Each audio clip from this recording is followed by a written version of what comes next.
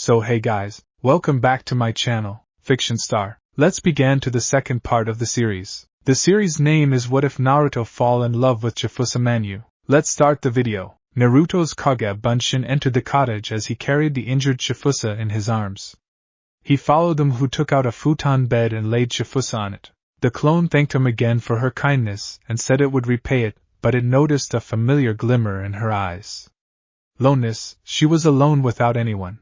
Naruto began to feel for her, as it reminded him of what had happened to him as a child.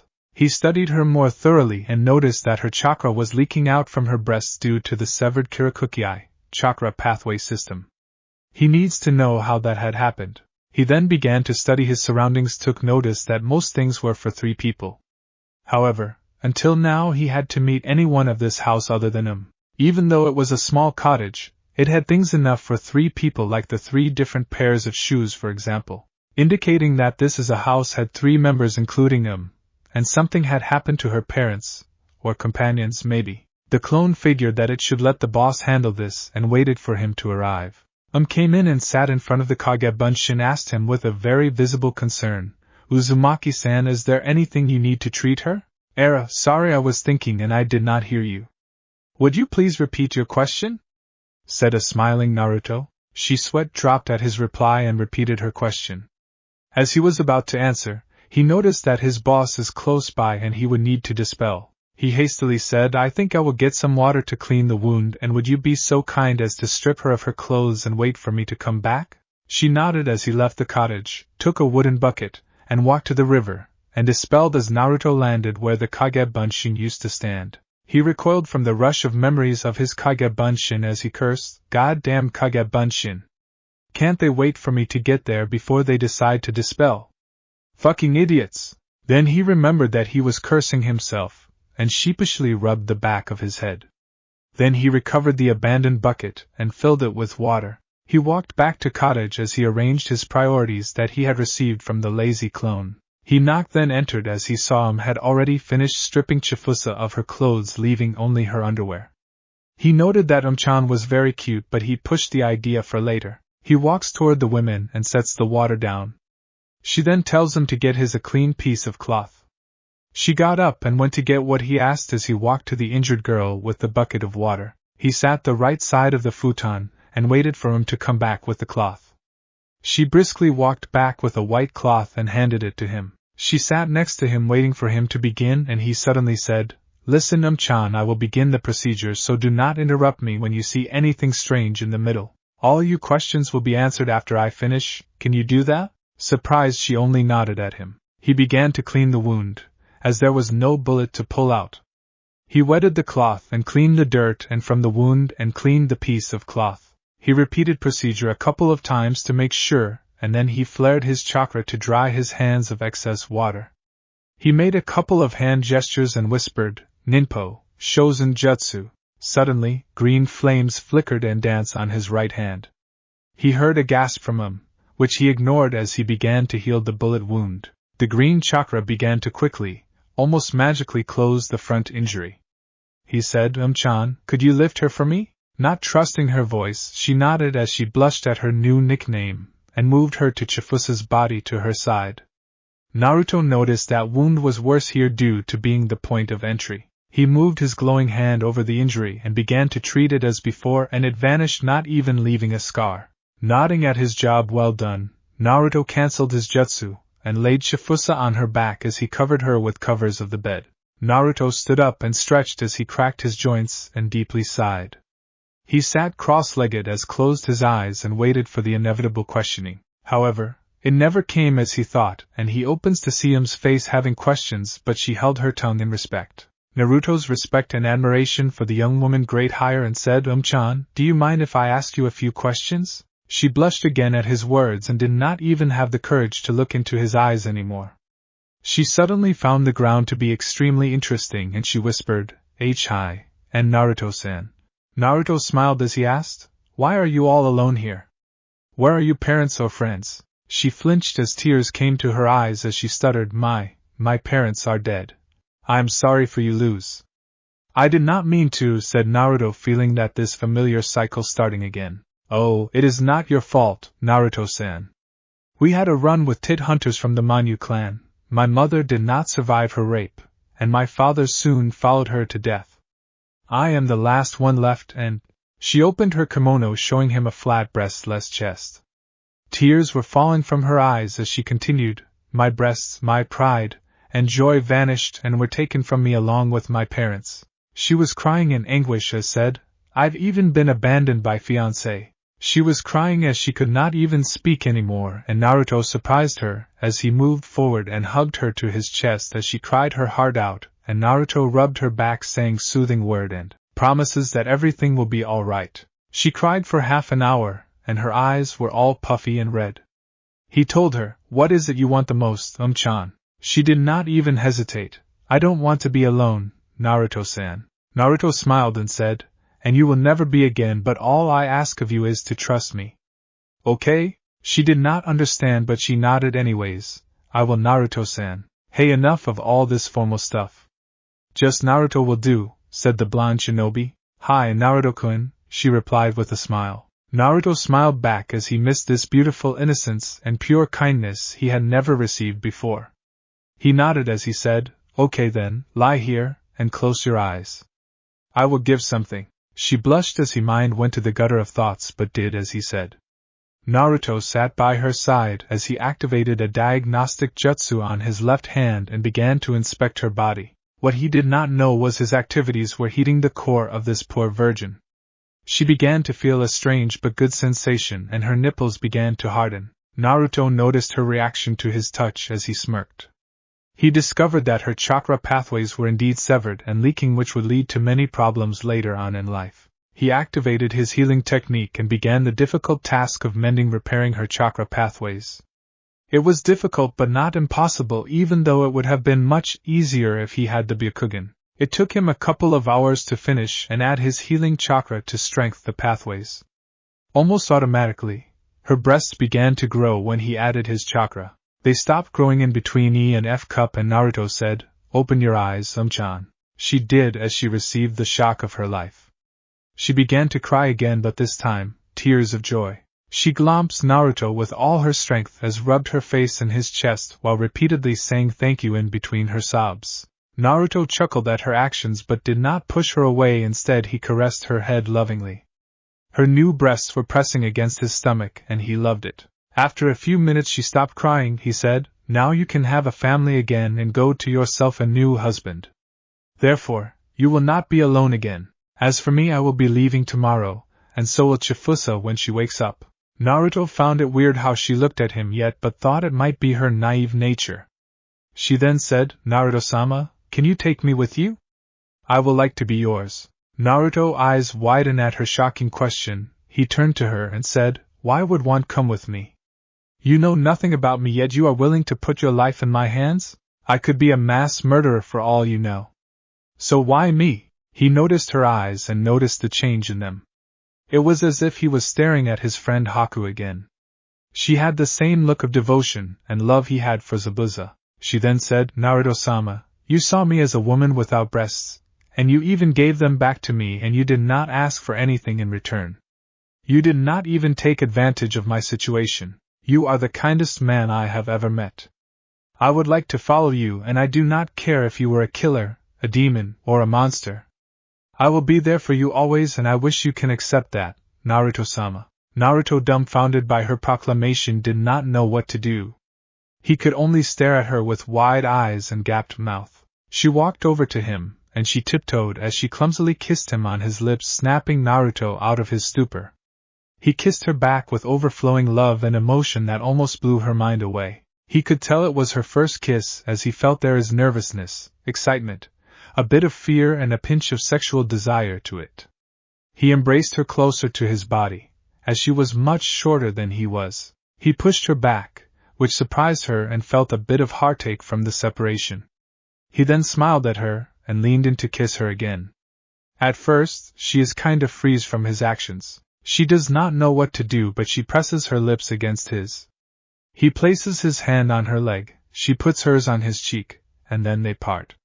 She's a bit flushed and her heart is pounding terribly. He gently kissed her top lip and then her bottom lip, Then he placed both his lips on both of hers, and when he opened his mouth so did she, and he brushed his tongue against hers and gradually deepened the kiss. He placed his hands on her hips, and as he deepened the kiss, they continued, not noticing that their sleeping friend was actually wide awake the whole time and blushed at their battles of the tongues. Nevertheless, she wished could meet someone like that, who did not care about breasts and was sweet, kind, and charming. It of course would help if he were handsome too. She was about dozed off to sleep again, when she heard the man say, "Listen, Chan. I have to tell you something very important." Looked at him, waited for him to continue. "I must tell you that I need to marry couple of women to restore my clan. I am the last and I need to this to continue my clan's legacy. Will you be all right if you share me with other women? But make no mistake, I will love you and them all the same, and that includes my future children." She was surprised at first, but then realized that he must be his duty, and it would be for his dead family's sake. She smiled and said, "Naruto-sama, you are all that I need and I will be with you no matter what. Also, I am honored to join your clan and bear you many children."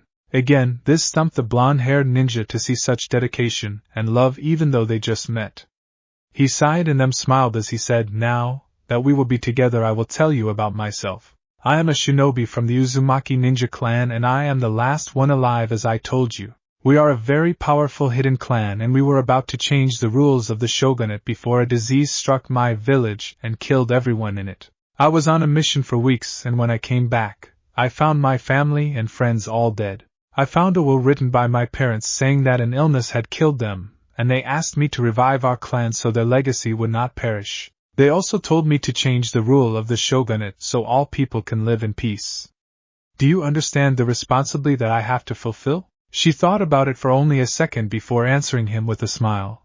"I will help you any way I can, Naruto-kun." Naruto smiled and said, "All I need from you is to forgive and forget your hatred to the Manyu clan, as they are a part of my plans. I am your family and you will never be alone again, Chan. Hi, Naruto-sama.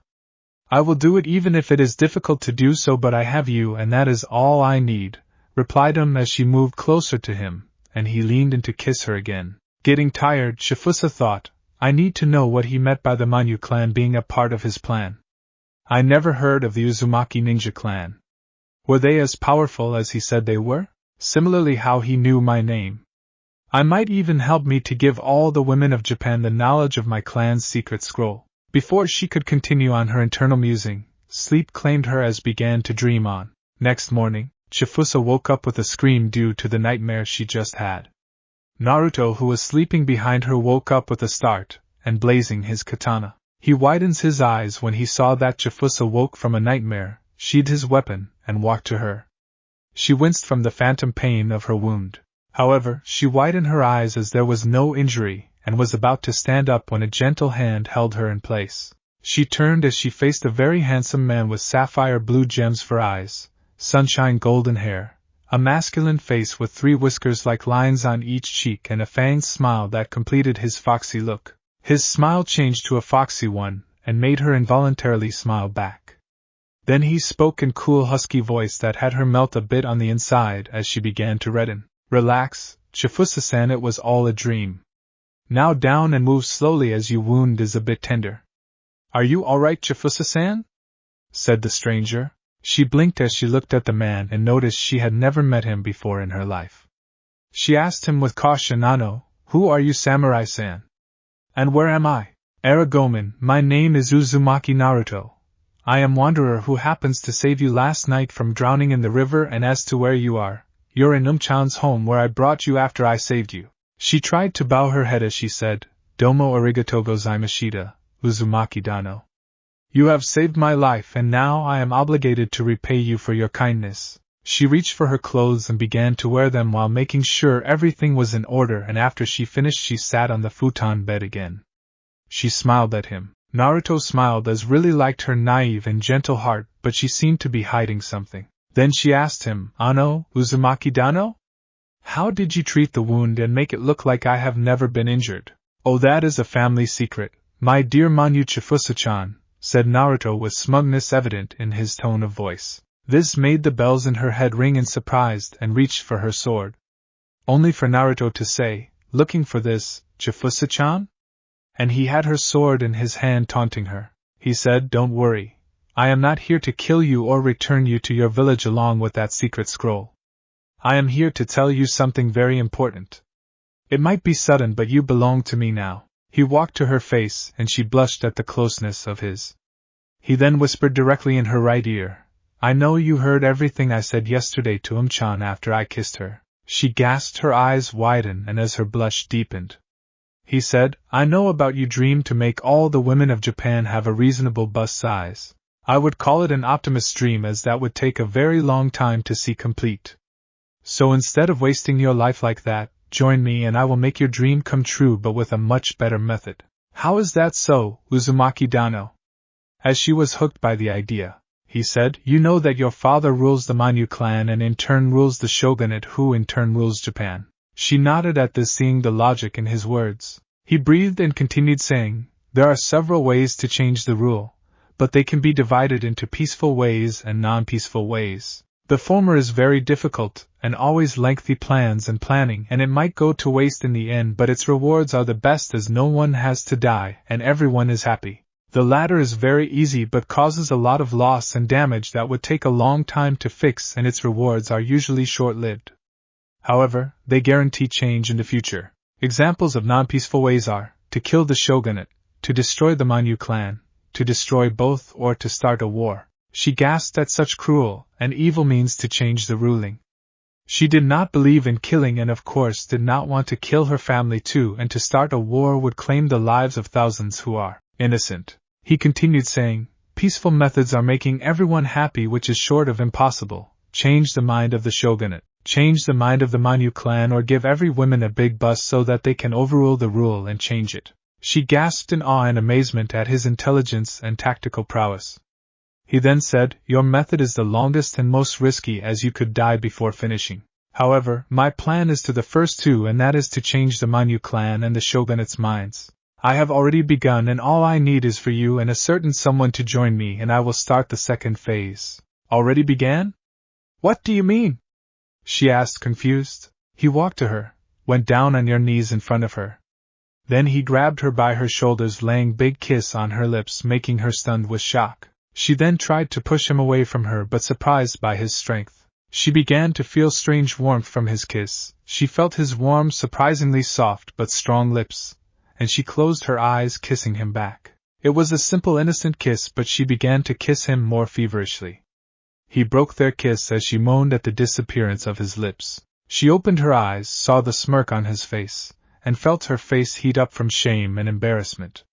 She screamed at him, "Why did you do that for?" He smirked at her and said, "You and your two older sisters are my fiancées, as I have asked your father. He accepted, but you escaped that night before he got the chance to tell you that. You are the first I told this about, and I will go to your older sisters later." She snapped out of her daze and said, "Wys, should I believe anything you said?" He was about to say something when rushed in the cottage and hid behind Naruto in fear. She then said, "Naruto-kun, they came to take my breast from me again." Naruto tried to calm her down and asked her, "Who has arrived to take your breast, Chan?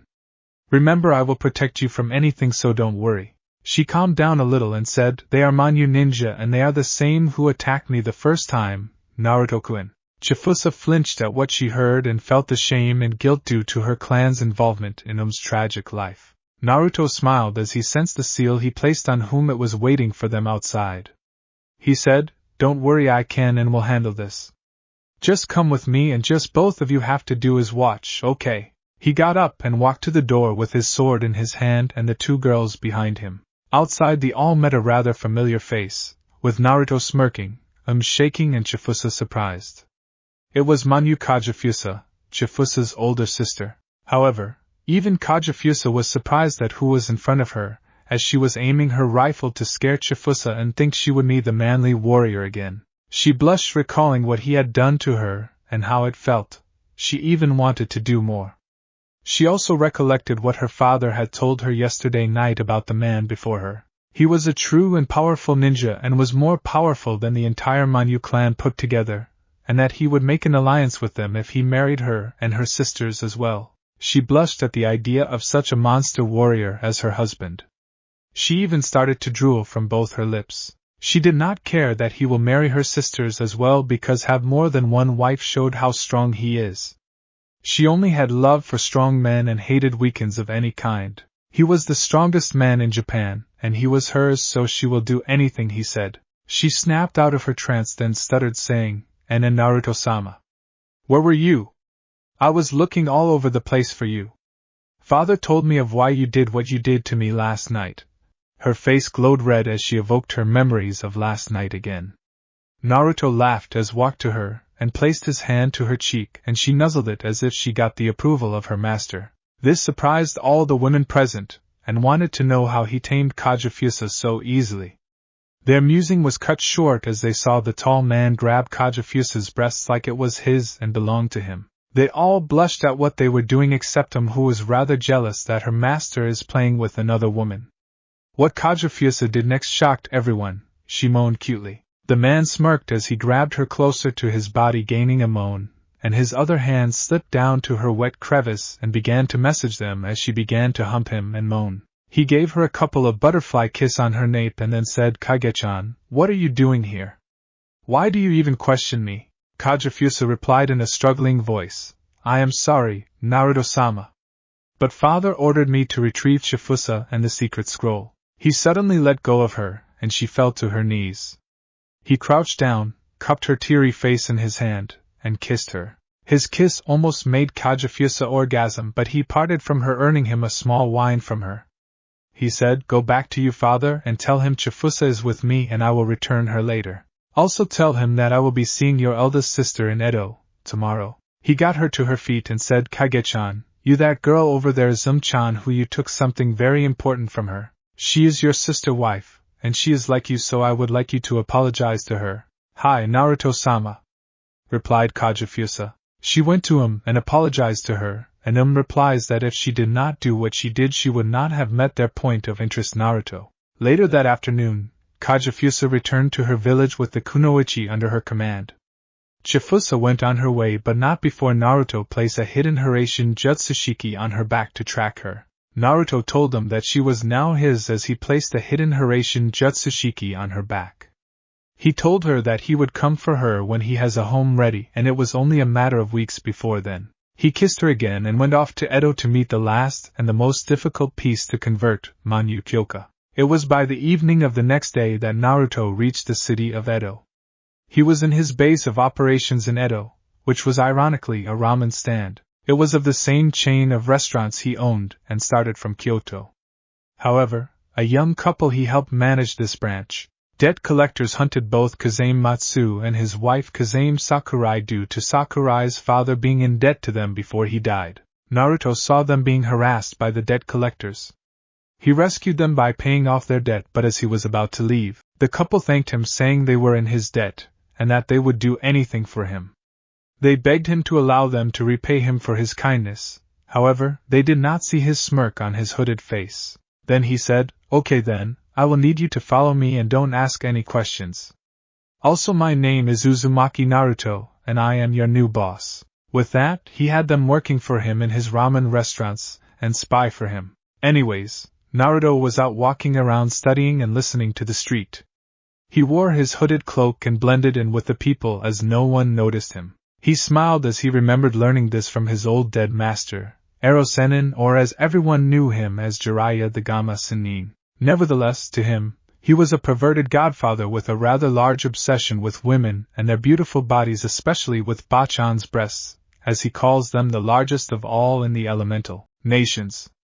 Nevertheless, if he were here, he would have eaten those words along with his heart out of jealous. He would envy his luck from beyond the grave, as he entering a perverted dimension, or as he would call it, a pervert's dream comes true. Naruto chuckled lightly as he did not want the populaces to notice him as a madman. Naruto knew that he needed a house for his future clan here in Edo, as it is the capital of the country. However, he will need a rather large sum of money to buy a house like the ones for the clans in Konohagakure. As he walked, he thought of a way to invigorate his wallet and do a good deed as well. Then an idea hit him like a bolt of lightning as he began to smirk evilly. He began to walk to the seedy parts of Edo, therefore the red light district. He noticed that women emphasized on their breasts, as he noticed the women he pasted by on his way to the red light district. He questioned himself, are these people insane? Not that don't look good, but there are things more important than that. She shook his head as he sighed and continued on his march towards his target, a social establishment there for a Yakuza-owned gambling den called the Edo Hana. Naruto smirked as he thought, I think I will have to clean house, tonight. Ha. He made a dozen or so Kage Bunshin and ordered them to go clean out all gaming houses in Edo and exterminate any that refused to pay his winnings and take control of all Yakuza-owned gaming houses. The clones all saluted as they used the henge, transformed into random people, and disappeared in gust of wind and leaves to accomplish mission. A week later that week, Naruto had cleaned out all of Edo's gambling dens and he owned about 3/4 of them which were Yakuza-owned. His Kage Bunshin made a bloodbath as they slaughtered the Yakuza who refused to pay them their winnings.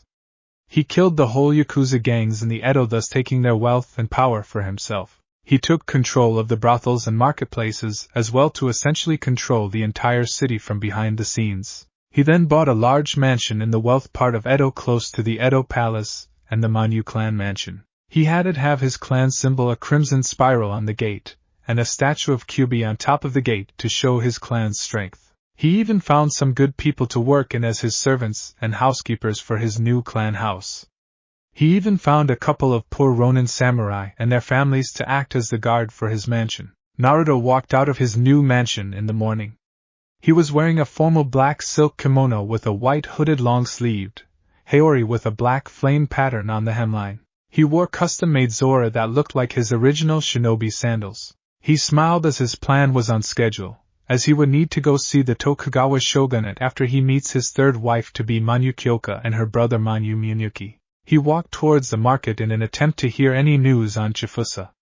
Naruto noticed a crowd had formed in the middle of the road and his curiosity got the better of him. He walked to the crowd and due to his height, he did not need enter the crowd to see anything. He witnessed a rather large-breasted woman with dark green hair and light green eyes wearing a purple kimono with yellow flowers, and a black bow wrapped around her waist. She was about to beat a young girl with her red umbrella. She raised it above her head and was about to strike. Only that the umbrella froze and she noticed a manly hand caught it, keeping it in place. She almost tipped over and fell from the shock of someone stopping her again.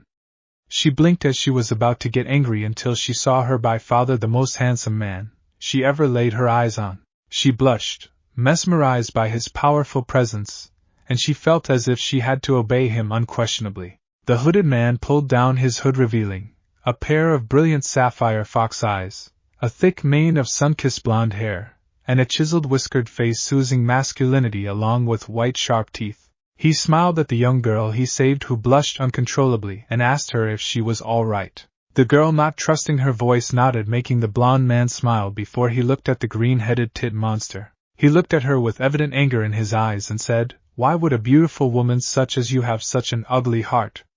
Do you know what it's like to be a person of no fortune? Let me teach you humility." "Huh!" was the only thing she said before she noticed his eyes had changed color to a deep crimson red. She heard him whisper, "Nien Shouja no Jutsu, Temple of Nirvana Technique." He activated the jutsu, affecting everyone around him as they all saw a fluttering rain of soft, fluffy, illusory white feathers. Chi-Chi felt her eyes grow heavier, as if she had never slept for days. She fell into Naruto's open arms asleep just like everyone else around her. Naruto grew frustrated as his demonic instinct is going haywire, and he must mate in order to calm down. This woman was indeed very beautiful, if not arrogant and cruel. He hated arrogant people nevertheless. He began to think of the way to punish this woman as he carried her on his shoulder and vanished in whirlwind of blue flames. At the same time, Chifusa was on her to a little town while using a stick to help her starving self walk there. She saw the rice paddy fields, which meant the town was rather close. She kept walking until she saw an unconscious young woman on the side of the road. She ran over to the young woman as she noticed that the chest area of her kimono was wide open, showing a very small pair of breasts. She shouted as shook her awake, "Wake up! Are you all right?" The young lady eyes opened slowly as Chifusa asked her, "Did you simply faint or are you hurt somewhere?" The village girl, her head sang, Well, I'm a bit dizzy, but I don't think I'm injured. The girl looked down her chest and breasts, or what's left of them. She screamed as she said, my breasts. They're gone. My breasts were stolen. Up in the trees was a shadow that was following Chifusa for a while. However, due to her extreme hunger, she did not even notice it, not that she could in the first place. The shadow smiled, showing his elongated glistening fangs, and said, Chifusa-chan, wherever you go trouble follows you. You are so fun to watch, my big-breasted naive bride-to-be. Uzumaki clan mansion. Naruto appeared in his bedroom as he placed the green-haired woman on the futon as he began to wake her up. Her eyes began to open as she noticed the same man who stopped her earlier standing above her with crimson blood fox eyes. He looked different as she gasped and looked at his face. She saw that his scars had darkened and deepened, giving him a wild feral look as she heard him growl. She noticed that she was in a foreign bedroom. Fear started to creep to her heart as she saw him strip, removing his kimono. However, as he did, she took notice of his many battle scars on his muscular torso. She noticed a particularly nasty one, the upper left side of his chest just above his heart. It looked about the size of her closed fist, and it shocked her that he managed to survive such an injury. But her curiosity was scratched as she wanted to know what could do such a fatal wound. She then remembered her problem was about to scream when she saw his crimson demonic eyes. She froze as she began to feel a strange worm growing inside of her.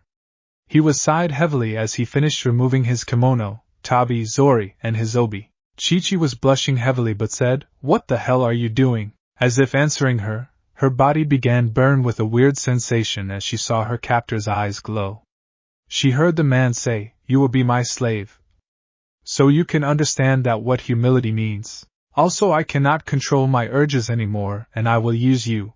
He growls as she notices a rather large pitch tent in his hakama pants. She felt her nether regions moisten for some reason. She'd been manipulating men but had never slept with any of them. Due to the size of her breasts, she was like a goddess of wealth and fortune to men everywhere, as if her presence was a blessing to them, and now this man knows this beast is going to violate her. She was scared, but her body betrayed her, as it felt a connection with this beast of a man. The demonic man smirked as he said, "Oh? I can even smell that you're ready for me already. Well, I have to say you're quite the slutty perverted girl, aren't you?" She tried not to blush as he disrespected her. She huffed angrily as she said, "I am not a slutty girl. I have a name, and that is Chi-Chi. I am a noblewoman of the shogunate's court. Show me some respect." You pervert! Naruto laughed as he said, "Ha ha ha, you. I show you respect. You have no respect for your fellow man and yet you demand respect. Respect is earned, not gained, little girl. I do not care who you are or with whom you have been. You are nothing but a big-breasted little girl. I will make you a woman now, my woman, and you will call me Naruto-sama as well. I will let you on a little secret. Everyone is a pervert as it is in our very nature." Her eyes widened as he smiled, showing his longer-than-average fangs as he licked his mouth in anticipation. He took a deep sniff of the air, as he could smell her pheromones filling the room, making it even harder for him to control himself. He pounced at her as a fox would on its prey. He attacked her large J-cup breasts, messaging them, licking them, teasing them.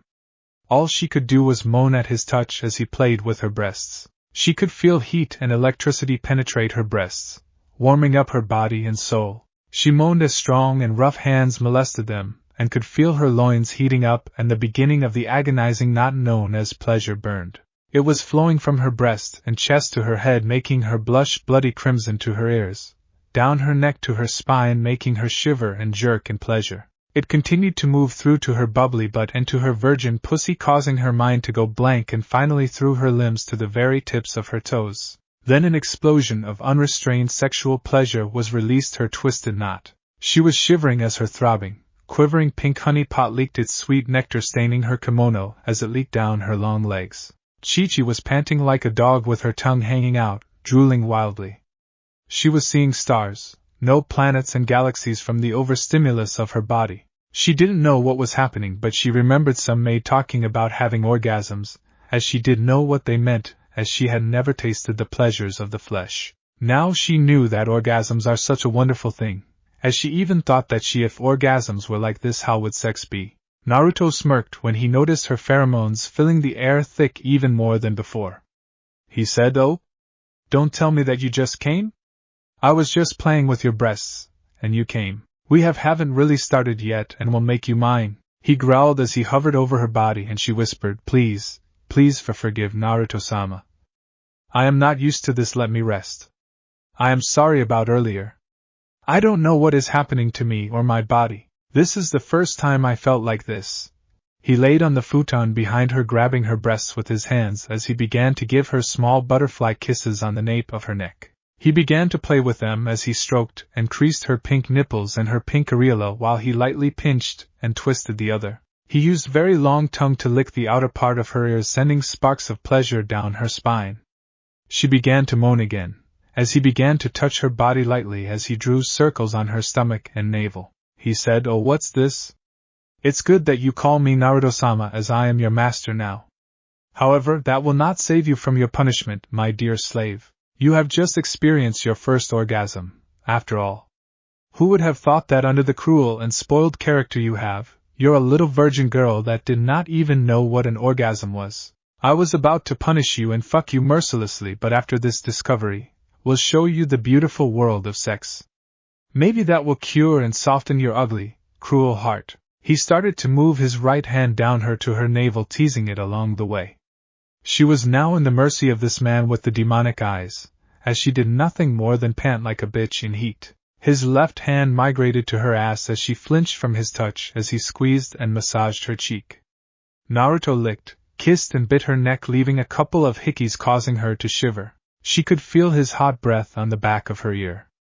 His right hand now reached her well-maintained bush of dark green pubic hair as he played with it, teasing her even further.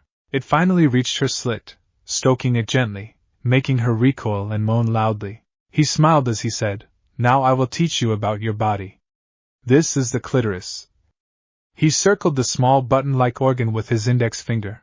Chi-Chi gasped as she felt a new stream of electrical pleasure flowing through her again. "Now you say it, CLI. To Riss," ordered Naruto. She slowly opened her mouth and said the word while stuttering and shivering. He smirked as he had her under his control, and it made him feel powerful that he can turn a woman to a moaning, quivering mess. However, his instincts were urging him to claim her as his own. Proof being the pitch tent that formed on his hakama from his gigantic erection that was quite visible. He then turned her around as her pussy faced him. Seeing that she was extremely wet, thus needs no more foreplay, he slid his fingers against her lower lips. He smirked and said, "Now look that, you are leaking so much love juice that I don't think you're a virgin." He showed her his nectar-coated fingers and tasted them as he saw her gasp. He smirked as he said, "Oh, I take back what I said earlier. You are a virgin, as this nectar is too sweet to be otherwise. Now for the main course." He removed the last piece of clothing from his body, freeing his monstrous 9-inch pulsing dick, surprising her.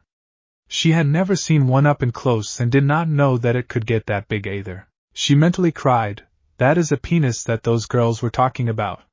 How the hell is it going to go inside me? It will rip me in half." She whimpered as she begged him, "Please, Naruto-sama, I learned my lesson and I will never repeat. Just don't use that thing on me. It will never fit in and will tear me apart." Naruto said, "Oh, I am going to use it on you whether you like it or not. However, I will be gentle with you as it is your first time." He lined his cock to her flesh cavern while teasing her clitoris and lips. She moaned as he rubbed the underside of his warm meat stick on her wet pussy as it made naughty, wet, sloppy sounds. She even started to move her hips in rhythm as she groaned even more. Having enough, Naruto lined the head of his member to her vertical smile as he slowly began to part them and penetrate. He then pushed himself in until the head of his dick entered and felt her hymen. Then he slammed in, tearing through it in one go, and about 7 inches of his boner disappeared in her cave. He had to resist the urge to move as she was still sore, and he could see the blood of her virtue. She opened her mouth in a silent scream as tears began to form in her eyes. Seeing this, Naruto kissed Chi-Chi passionately to forget her pain, which she responded by kissing him back. He pushed his very long tongue in her mouth, taking in her unique taste. What she did not see was that he was concentrating the flow of his healing chakra to his left hand and applied her womb, healing her injury. He then broke the kiss and asked her, "Are you all right now? Do you feel any pain?" She blinked as she felt pleasure but no pain. She shook her head and said, "No, Naruto-sama." "Good, because now starts the real ride," replied Naruto with a demonic smile that caused her to shiver. He pulls out, and she feels empty, like a part is missing from her, and whimpers as she lost his cock. He suddenly sheathes his entire 9-inch monster from head to hilt in her honey pot. She screams in pleasure, as she felt full for the first time, as if she has been completed. She shivered as she had orgasmic experience from the first stab of his meat rod. She took a deep breath as he pulled back to the head of his penis, and slammed into her again. He started a rhythm of thrusts as wait for her to get accustomed to his size and girth. When it was about the 10th thrust he began to pick up the pace as her inner walls of her cavern began to tighten. She started to moan loudly as he started to fuck her, and he took note of her bouncing boobies. They began to draw him in as if hypnotizing him, teasing him. He squeezed her right breast as he commenced sucking and licking her nipples and areola as he teased the other. After a few minutes he would reverse and take on the other. Chi-Chi raised and arched her back as he took both of her breasts, sucking and lightly biting on her pill-sized pink nipples at the same time. Chi-Chi was panting like a dog as her loins began to tightening again in that familiar knot. As if sensing her, Naruto increased his pace even further, slamming into her silk funnel like a piston. She gasped as her eyes rolled to the back of her head and tightly squeezed on Naruto's cock. She saw stars before her eyes as she jerked and had the 4th orgasm in a row. Her love glove set off the process of milking Naruto's cock for all it's worth. Feeling his impending orgasm on the last stretch, he pounded her like there was not going to be a tomorrow. He pushed himself into the hilt, and blasted her love canal with a torrent of saved-up semen. She screamed as she had mini-orgasms from his pulsing member and his hot eruption. He did not stop coming as he filled her pussy to the brim with his little soldiers. When he finished, his semen overflowed her pussy and was oozing of her. He sat down as he sighed and noticed that his erection had yet to subside, and what's worse, his penis had gotten bigger and harder. It was about 10 inches now, and still full of energy. He remembered that his demonic nature had enhanced his body beyond that of normal human beings, and thus began to grab hold of the dazed young woman. He grabbed her by her sides on her waist, turned her over on her stomach, and lifted up her ass. He aimed his one-eyed monster at the mouth of her rosebud. He asked her with a smirk, "Are you ready for round 2? His only reply was a whimper before his now larger and more engorged cock into her already stuffed pussy. He penetrated her again in one stroke, causing her stand on her fore and scream as he pounded away at her. Chi-Chi felt ashamed to be rutting like animals, nevertheless she was still feeling his dick pounding away. He would occasionally plunge deeply into her to the point she would feel him push on the opening of her womb, the cervix. She could feel his cock pulsing as if telling her he was close. His tempo gradually increased as she instinctively began to push herself toward him. She stuttered and moaned, saying, I never felt anything like this before, Naruto-sama. This is only the beginning, my dear. I will show even more, and all you have to do is submit to me," whispered Naruto to her ear with a husky voice. "I do. I submit to you, Naruto-sama. Body, mind and soul is all yours, just please let me orgasm again," pleaded his new slave. He processed to fuck her brains out all the while he squeezed, fondled and teased her bountiful breasts like there was no tomorrow. As the pair continued their lovemaking, a couple of maids happened to pass by Naruto's room with beet red faces as they heard their master was having sex. They hurried to the kitchen to tell the other maids about it. Then one of them said that he was a beast and stamina freak in bed. The girls in the kitchen asked why they thought so. Both girls blushed as they replied, "He was making her scream out his name loud enough for us hear it from outside the room." The maids of the house all blushed as they thought of the scene as it played out. Ironically, they were aroused as well and will have some fun with their husbands tonight. Next day with Chifusa. Chifusa had just finished the embarrassing request from the poor girl's father and left the village.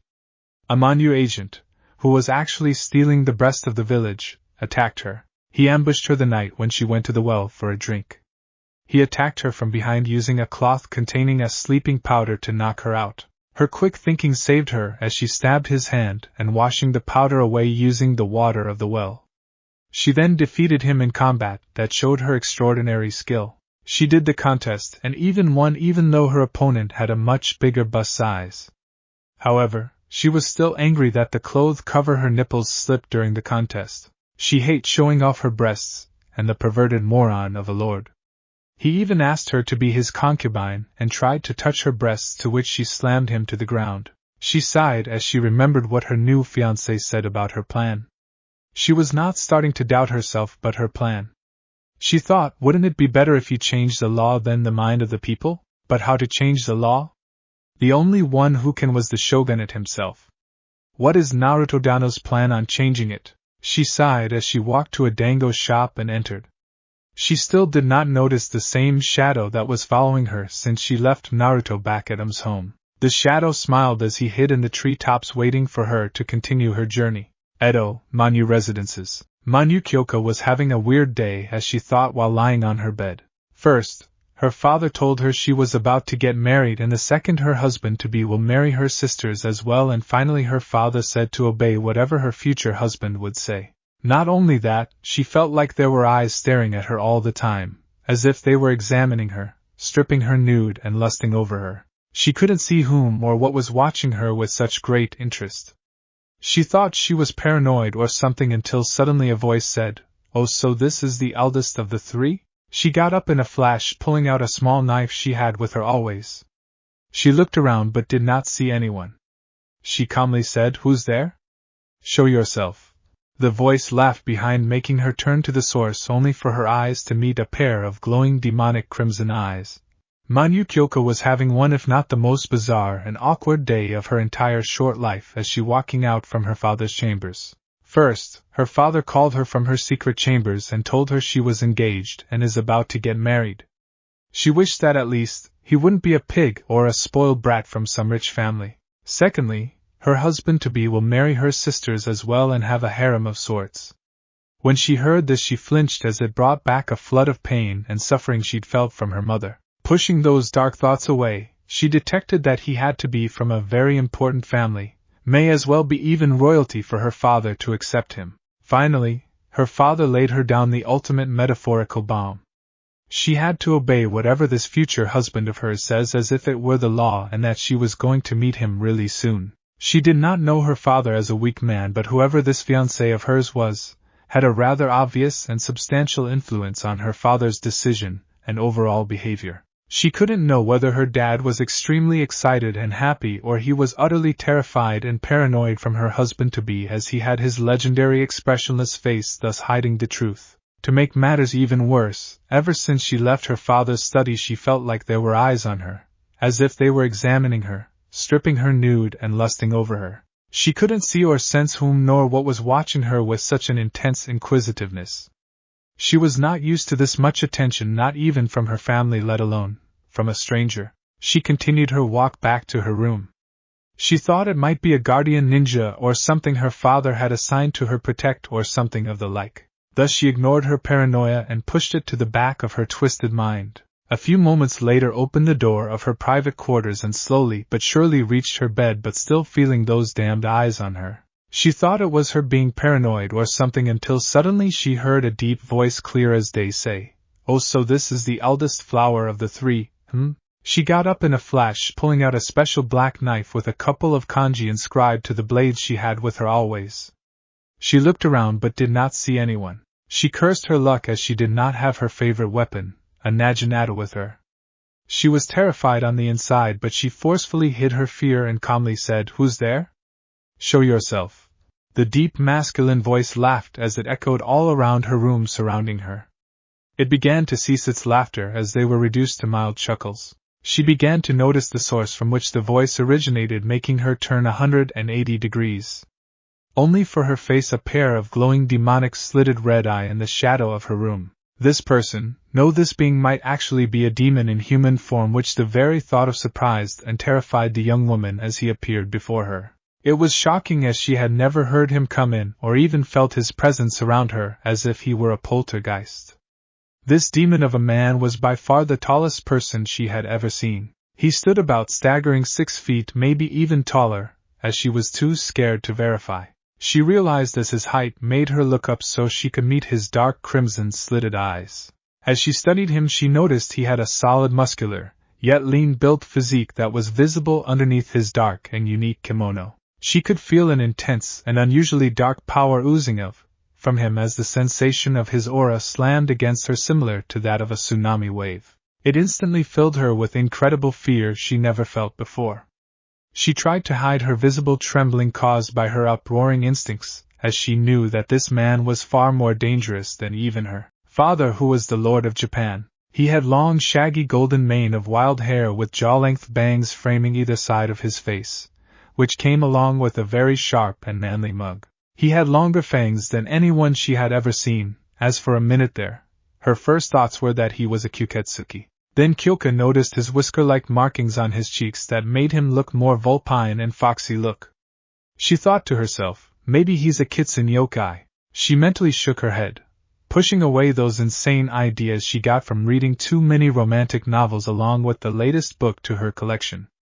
It was written recently by a mysterious new writer. It was a perfect combination of action and adventure, with a lot of fiction and mystery, followed with romance and even erotica, which made the tales of those books so real. However, this was not the time to be thinking about books, so she began to study his face more. He had a rather annoying smirk on his lightly tanned face, as if he was staring at a prize that he had just won, annoying her to no end as much as it surprised her. No males looked at her with such lust and hungry eyes before, as she did not have much in the breast department, which was dominated by her younger sisters.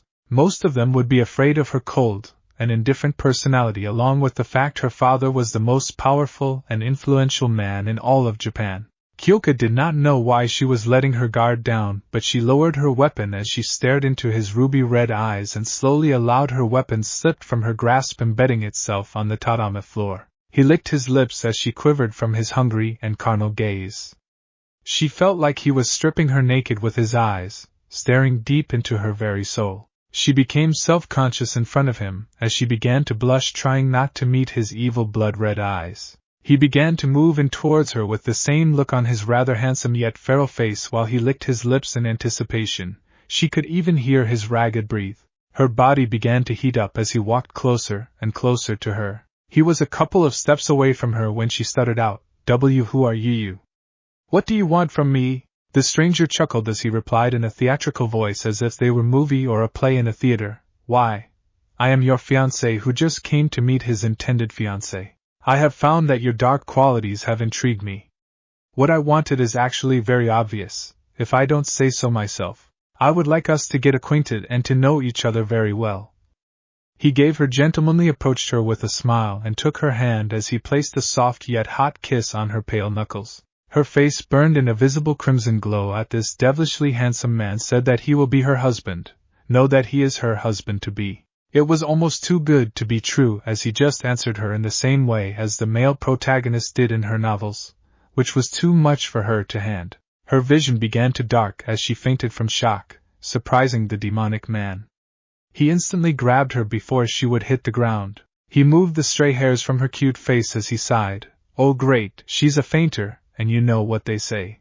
Kyokane, I would like to ask you something about, said stunned Manu Miyuki as he entered the room followed by his bodyguard, Sayama Uka, who was just as stunned as he was. Naruto turned his head towards the intruding duo with his red glowing eyes, clenched his jaws as he let out an angry growl, snapping the pair out of their stupor. The first one to react was Miyuki as he drew his sword and shouted, Who are you?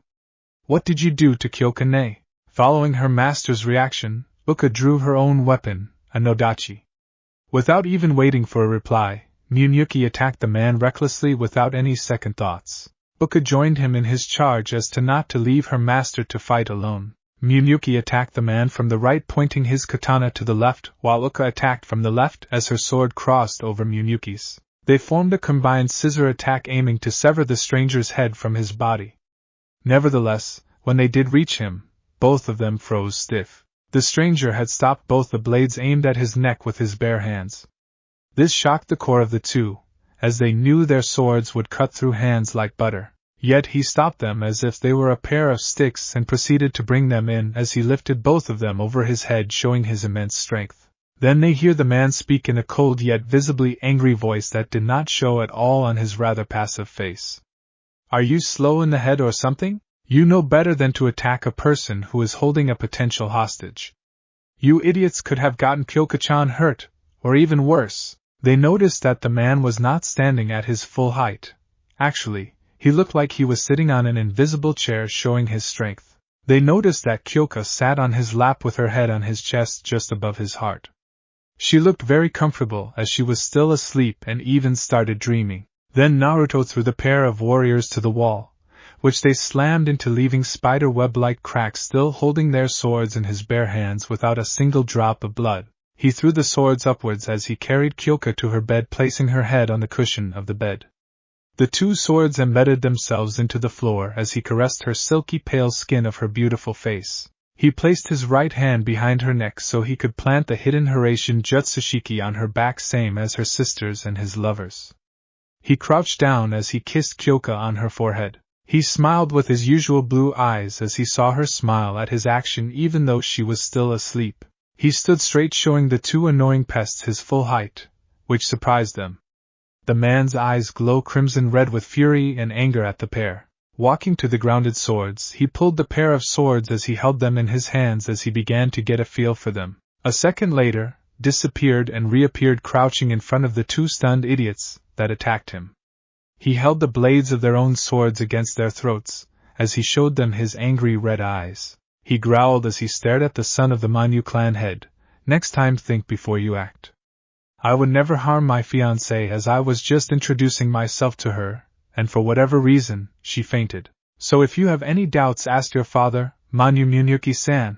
The couple was stunned silent as the man stood up, dropped their respective swords and moved towards Uka as he stared at her with his crimson fire eyes. She felt weird as her heart began to beat faster. Her body began to warm up as her face light tint of a blush appeared on her face. The red-eyed man was staring at her with such intensity that it surprised her.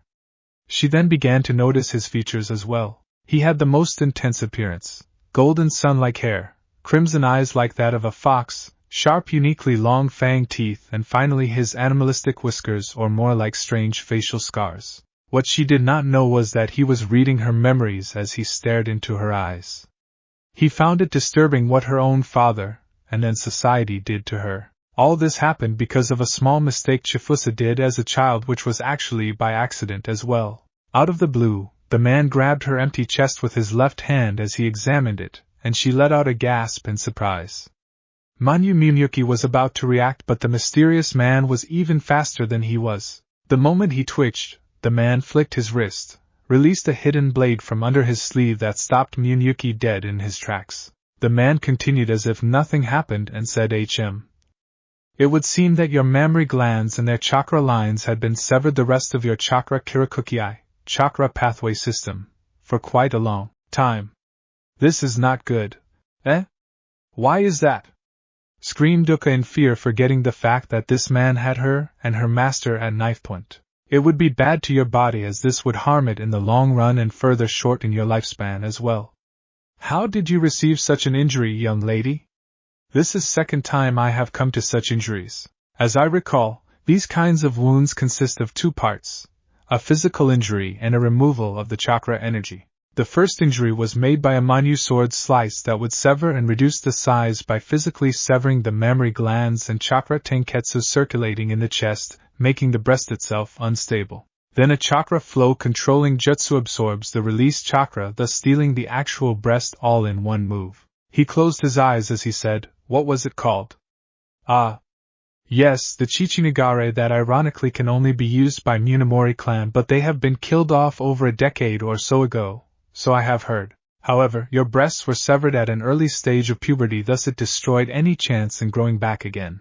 Nevertheless, I must fix it now, or else you will keep on bleeding out your chakra, eventually lead you to an early grave, concluded the blonde shinobi as he nodded his head in thought. Munyuki yelled, Don't lie! It is impossible for her to grow back her breasts as... But he did not continue his rant, as he felt the hidden blade cut him a bit. He looked at the cold eyes of the man holding him hostage, who said, Munyuki-san, unlike you, I do not believe that it is impossible. Actually, it is quite the opposite, but due to the age of the injury it would be a bit trickier to handle, that's all. Uka was shocked at his on-the-dot observation. She never told anyone about her condition not being natural and the fact that Manyu Chifusa had stolen her breasts before they could mature. The fact that she knew Chifusa's mother was from the Munamori clan, proved to her that this man was telling the truth about helping her. So she swallowed her pride and stuttered out, "Why, you can really help me?" "Yes," replied the man without an ounce of hesitation. She looked at him with wide eyes as if she could not believe him. He smirked and said, "I can do it now if you would like." "Yes." "Then please do." "Naruto, Uzumaki Naruto at your service, my lady," said Naruto as he began to calm down, and his eyes turned to a sapphire blue shocking Uka. His name surprised Miyuki as his eyes widened in shock and uttered the words, "You're him." "The one father said will." In a flash, Naruto retracted the blade and knocked Miyuki out like a light but not so gentle tap to the back of the head. Uka was about to scream, but for some reason unfathomable to her, she remained silent. "Okay then, now if you would follow me to your room," said Naruto with a gallant bow and gave her a hand. Dazed by what he did, Uka simply nodded as she took his hand. He helped her up as they began to walk out of Kyoka's room. As they walked to her room, she had noticed the other people of the household bowing in respect and gratitude to the blonde mystery man. It seemed as if he was the lord of this manor, not the Manyu clan leader, Munenori-sama. As she walked with the man, she began to see that he had a majestic and regal air to him, as if he was a king if not an emperor. She found that his aura had charmed her like how a fly is attracted to honey. She began to feel self-conscious as she had no breasts at all, which made her undesirable by all men and ridiculed by the women everywhere. She would never get a chance with him, as he would obviously prefer women with assets like the daughter of Munenori-sama. As if noticing her negative emotions, Naruto stopped and turned towards her as she bumped to him. She began to panic as he said, "Uka-chan, why do you feel like you have no value? This is what I am struggling against. Wrong ideas placed in the minds of the people by their stupid rulers and governments. Breasts are not what make a woman beautiful.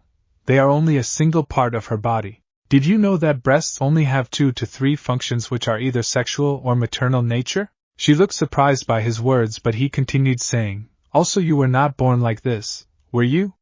It was a mistake that I will easily fix, thus you will be as you were supposed to be, nothing more. You are a beautiful and passionate young woman with a lot of heart, soul, courage and a stubborn will that never gives up. You did not give up as worked yourself to the bone and made yourself into the strong individual you are now. You even earned the respect of the Manyu clan with your skills. You are the kind of woman I would love to have by my side, as I can trust you with great responsibility, and you would never disappoint me. You remind me of how I was back in my village before everything went to hell." She was dumbfounded as to how he knew what exactly she was thinking about. More so with his kind, honest words, as if he knew her all her life. But it was surprising, as she never received such praise from a stranger, but had never got one from her father after that incident with Manyu Chifusa. Uka still had a dark grudge against the Manyu heir, which leaves her with this hollow anger and hatred towards women with large breasts. It surprised her that such a man that did not care for breasts but the heart and soul of the women. She saw him in a new light, as if he was the one who would rescue her from this pain and loneliness she was feeling. Then and there she thought to herself, "If he were to help me, I will vow my life, body and soul to him, even if he were to refuse. But what of my vow to Miyuki-sama? I can't just go and leave, as I have promised to be by his side." She pushed those dark views to the back of her mind, as she did not need to think about them now. She followed Naruto her room as he said, "Sit here please, Uka-chan." She complied as she walked to the futon bed on the floor of the room. Naruto noticed that Uka had one first kneels on the floor, folding her legs underneath her thighs, while resting the buttocks on her heels. Her ankles were turned outward as the tops of the feet lowered, so that, in a slight V shape, the tops of the feet are flat on the futon and big toes are overlapped, and then she lowered her buttocks all the way down. Her hands are folded modestly on her lap, with her back is kept straight, though not unnaturally stiff. Naruto quirked a brow at her formal and elegant way of sitting, but ignored it. He sat down facing her with a stoic look and said, "Please open your shirt, Uka-chan." She blushed as she remembered that only Miyuki-sama had seen her. But nevertheless she complied and striped down her kimono shirt, revealing a rather boyish torso with tight muscles. Naruto sighed as he whispered, "Excuse me," as he reached for her, grabbed her non-existent breast. He examined them for a few minutes before he stopped. He searched in his pocket for something and smiled as he pulled out a black marble-sized pill. He then said, "Look at me." She did as he ordered and saw him place the pill in his mouth. Then he suddenly moved forward, placing his lips on hers, surprising her as he stole her first kiss. Mockingly enough, she responded to his sudden deep kiss with a bright red blush, a deep moan, and some tongue action of her own. Smirking at his handiwork, Naruto stopped exploring her mouth as he pushed the pill with his longer than usual tongue down her throat, which she automatically swallowed. They continued to kiss until they need air, or actually she needs air. She took in a deep drink of her most need oxygen before she stared at him with a gasp, still strong blush on her face. She stuttered, "WWYDD, did you KKK kiss SSSS me?" Naruto's replied with a strange sensual smirk as he said, "Oh, because there was no water for you to drink, thus helping you swallow my pill, and I wanted to. Now that you mentioned it, you will get really weird now." Just as he said those words, a blast of heat flooded her being and she began to feel lightheaded. Naruto grabbed her by the small of her back as he laid her on her bed.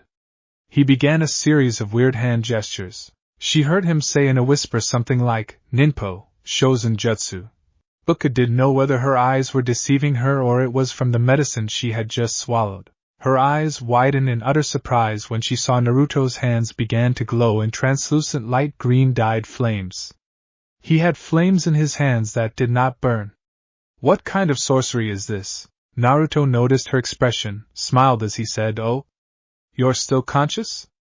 I forgot how you're a very strong-willed woman. Just the way I like my women, strong, beautiful with souls of steel, yet on the other hand they are full of love, compassion, and can be erotic, full of desire. You see, I don't care if you are well endowed or flat-chested as long as you are a woman full of passion and strength of will." If she wasn't already red-faced from the effects of the medicine she had just ingested, she most definitely would be now. She noticed that lecherous and suggestive expression had all but disappeared, replaced with a face of utter focus and determination. He placed his right hand of her right non-existence breast while his other hand was on the other.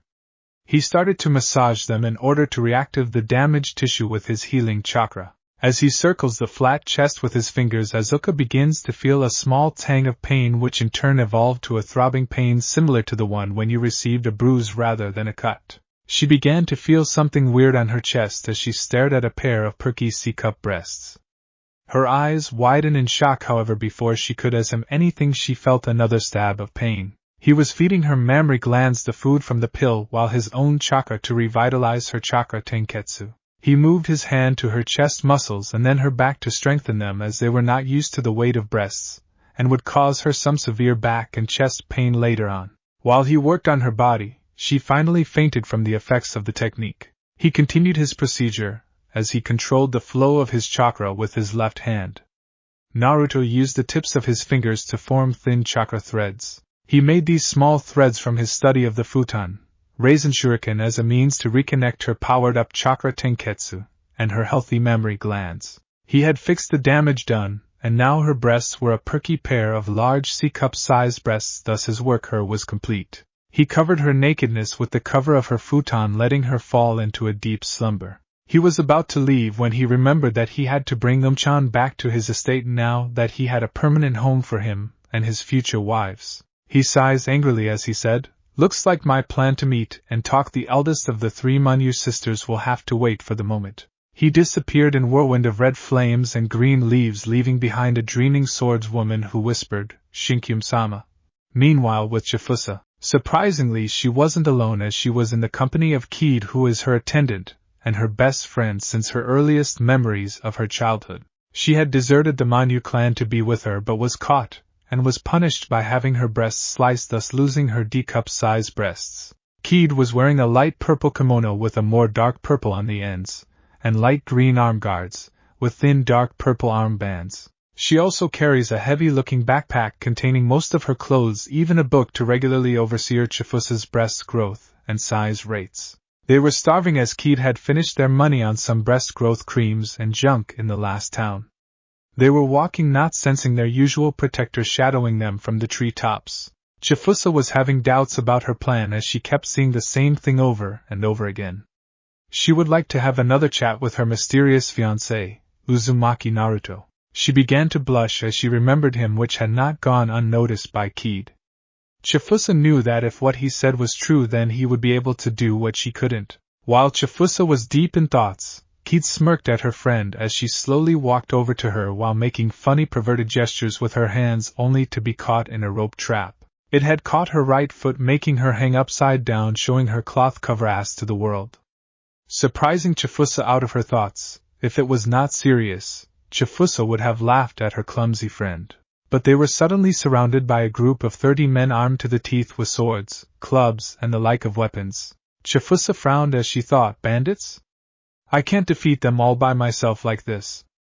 Keed is unreachable, as she is way too high for me to cut the rope as well, making this even more troubling. She drew her sword as one of the thugs said, "Look guys, we have a pair of girls here just waiting to get fucked." Another said, "The beauty with the sword has the biggest pair of melons I have ever seen." A third said, "The blonde one has a very beautiful ass, makes me want to pound it to know tomorrow." All of the men began to laugh perversely as they drew closer to the trapped girls. However, suddenly everyone froze when they saw a man unexpectedly appear in front of the girls in a protective fashion. He wore a black kimono with a black hooded hawari with a red spiral symbol on the back. The hood hid the man's face well, but not as well as the kitsune mask he wore under it. However, what scared them even more was his black nodachi in his hand. He disappeared in a black flash, taking advantage of their fear as he began his assault on the brutes, killing them in a few seconds. The same men who talked about how they were going to rape the girls died first. He stood behind all 3 of them as if in straight line. He swung the blood of his blade as he sheathed his sword all in one move. As it clicked shut, a thin line appeared on their necks and their eyes widened in shock as their heads fell forward, cut off their bodies. Their blood sprayed in a deadly spray of crimson as their bodies fell one by one. The remaining bandits were scared out of their mind at the horrific display of swordsmanship. They were shaking of this kitsune demon that had come to claim their souls. However, Lady Fortune had smiled upon them this day as the demon said, "Listen and listen well, scum. I will give you one chance to leave before I make you all return to the earth in pieces. You can leave here today and become men of honor, or you can die like the dogs that you are. Now choose, as I don't have the patience to deal with you any more than necessary." The men did not need to be told twice as they ran out of there like bats from hell. The masked man threw a kunai at the rope, holding Keed up, cutting it. He speeded towards the falling girl as he caught as if she were a bride. Now that they were both safe, he let her go to stand on her feet. He heard something when he heard a soft voice say, "Thank you." He turned to face Chifusa, who was blushing at being caught thanking him. "You're welcome, Chifusa-chan," said the masked man, surprising her. "Naruto-kun?" said the big-breasted heroine with a little hope. As the masked man removed his hood and mask, said, "Who else would it be, Chichiheim?" revealing a smirking Naruto. Keed walked to the side of Chifusa as she asked, "Who is he, Chifusa-sama? Why is he acting so familiar to you?" "Oh, Keed, I forgot you did not meet him yet. This is Uzumaki Naruto-kun, heir to the Uzumaki ninja clan, and he is the man I am engaged to marry." "Oh, Uzumaki Naruto-sama, it is an honor to meet the future husband," froze Keed as the idea had not yet sunken in her rather thick head. "What? You are going to get married and you did not tell me? How could you, Chifusa-sama?" As she stared to rant on and on. Naruto and Chifusa both shared a sweat drop at her slow reaction. Um's cottage. Was still in her little cottage as she waited for her lover to come take her away. It had been a week since her meeting with Naruto and Chifusa, and her supplies have been exhausted. As she went to the village close by as usual to get some necessities, her appearance shocked everyone as she had somehow got her breast back. The women of the village told her that she had a chance at getting married again, as she was not lacking anymore. She smiled happily as she told them that she was already engaged and was waiting for her fiancé to finish something before he could take her with him. The ladies told her that there is no such thing and that man might be using her. She could use this chance to marry her old fiancé. Speaking of which, he appeared out of the blue asking her to marry him again, which she flat out refused. He begged her to come with him, but she wouldn't hear him, making him angrier. As he was about to grab her hand, another intercepted his hand in a painful iron grip. He looked up the hand to see who it was, surprised as he stared at a pair of red angry eyes. He saw a behemoth of a man in a black kimono with a sword sheathed on his back. "Naruto-sama," said in a happy, surprised voice. "My dear chan, is this man bothering you?" asked Naruto inquisitively. She meekly nodded as other man said, "Who the hell are you?" Naruto released his hand as he said, I am Uzumaki Naruto and I am the fiancé of Chan over here. So I would like it if you were not to touch her ever again or else you and I might have a problem here, understand? Naruto gave the man the famous 1,000-mile stare that would have made his mother proud. His eyes stared a hole through the coward's skull as he blasted him a small contained amount of killing intent terrifying him beyond control. The man ran in fear with his tail between his legs like a cowardly dog that he was. Naruto turned as he grabbed her by her hand as he said, It is time you left this place and joined me in our new home, Chan. Hi Naruto-sama. Could I take some things from my home that belonged to my father and mother? He nodded as he carried her like a bride and jumped towards the trees. After she had taken everything that she wanted, she hugged Naruto happily. He said, Now you forget your aloneness. They turned their backs on the old cottage and disappeared into the forest.